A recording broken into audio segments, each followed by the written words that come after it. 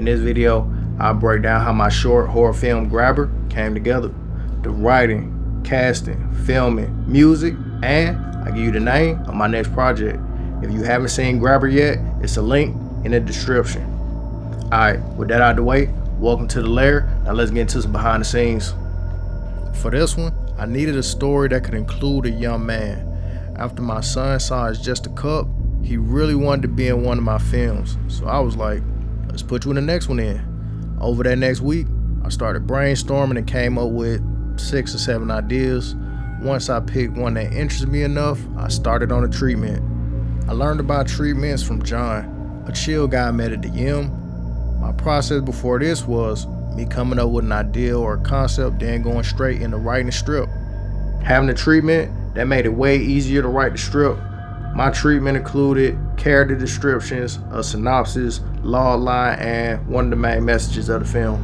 When I shared my idea with Jeremy, he helped me realize that it was too long to be a short film. So that idea will probably be used as one of my first series. I still needed to come up with something that could work as a short film. I started thinking, and I say within a week or two, I had a new treatment and a strip ready. Now I needed to find a cast. Besides my son, King Tuck, I needed 3 people.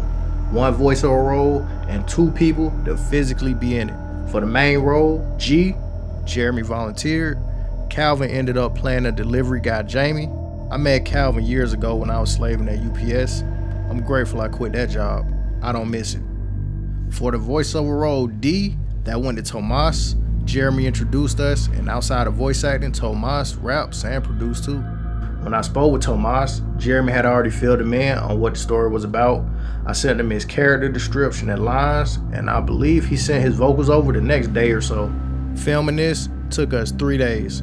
On day 1, the agenda was to build the second half of the shot list, film the drinking at the table scene, and spend time in the space, getting familiar, relaxing, and hanging out. I've learned it's better to be in a location more than just a filming day, giving myself and the actors time to get comfortable with the space. Day 2 came a few weeks later. The plan was to film the car scene, shoot the flashbacks, and start figuring out what day 3 would look like. Not long after we started, Jeremy got called into the job, so we had to push filming back to the following week. So it ended up being day 2.5. Hello? Not yet, I still gotta locate the package, D. Understood. I'ma scout the area, then I'ma head back to the hotel.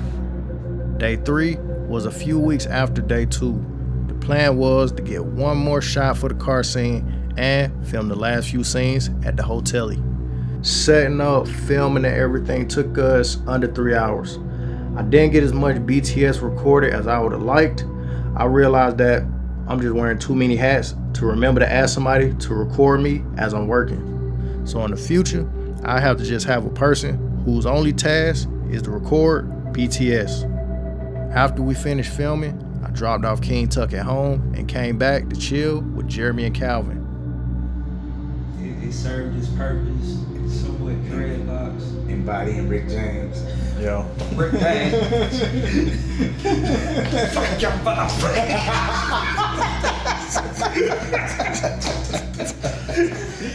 your couch, nigga. Fuck your couch, nigga. We had a good time. After editing, it was time to make some music, which didn't take long. I used the same technique as before with putting timestamps in FL Studio. Overall, making Grabber was fun. I learned a lot, and I enjoyed trying a bunch of different techniques. I loved how the jump cuts when G was hearing the kids' voices turned out. I loved how the RGB flashlight helped set the tone for the final scene. And this was my first time trying flashbacks. I think they turned out cool. I'm grateful. I took notes on the mistakes I made, and there were quite a few. I know that I'm wearing a bunch of hats at the moment, so I'm patient with myself and I'm not tripping too heavy. Each project, I just do my best and keep it moving. I know that as I continue making films, more people will get involved, so that means that at some point, I'll be able to hyper-focus on the parts that I enjoy the most. I look forward to it. Big shout out to Jeremy, Calvin, Tomas, and King Tuck for their help on this project. The name of my next one is Trail of Doubt. That one is already fully written. I just gotta wait until the trees are brown enough to film that one. It's gonna be solid. If you got any questions or you want me to dive deeper on something next time, let me know in the comments. You stay safe out there. Cash.